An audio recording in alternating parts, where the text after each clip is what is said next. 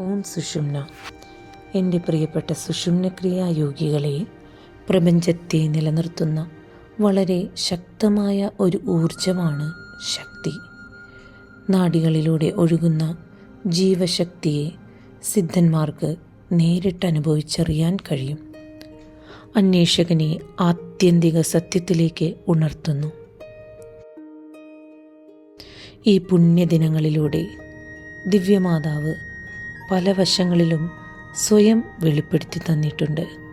ഓരോ രൂപവും വെറുമൊരു പ്രതീകമല്ല, മറിച്ച് നമ്മുടെ ആന്തരിക യാത്രയിലെ ഒരു പ്രധാന പരിവർത്തനമാണ്.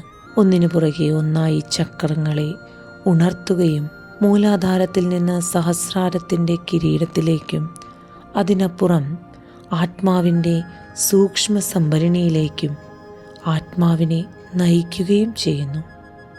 ദേവിക്ക് നാം അർപ്പിക്കുന്ന യഥാർത്ഥ വഴിപാട് ഒരു ആചാരമോ പ്രസാദമോ അല്ല, മറിച്ച് നമ്മുടെ സ്വന്തം അസ്തിത്വത്തിൻ്റെ പരിവർത്തനമാണെന്ന് സിദ്ധന്മാർ നമ്മെ ഓർമ്മിപ്പിക്കുന്നു.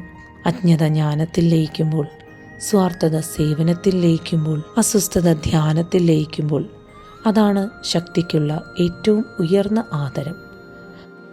അതിനാൽ എൻ്റെ പ്രിയപ്പെട്ട സുഷുമ്നക്രിയായോഗികളെ, ദേവി നമുക്ക് പുറത്തല്ല, ദേവി നമ്മുടെ അവബോധത്തിൻ്റെ പ്രകാശമാണ്, നമ്മുടെ ദൃഢനിശ്ചയത്തിൻ്റെ ശക്തിയാണ്, നമ്മുടെ ഹൃദയങ്ങളിലെ വിശുദ്ധിയാണ്, നമ്മുടെ ധ്യാനത്തിൽ നിശബ്ദതയാണ്, സിദ്ധപരമ്പരയിലൂടെ ഒഴുകിയെത്തിയ കൃപയാണ് ദേവി.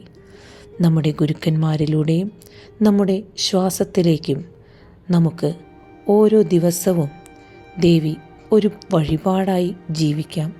അവബോധത്തോടെ നടക്കാം, വിനയത്തോടെ സേവിക്കാം, കീഴടങ്ങലോടെ ധ്യാനിക്കാം.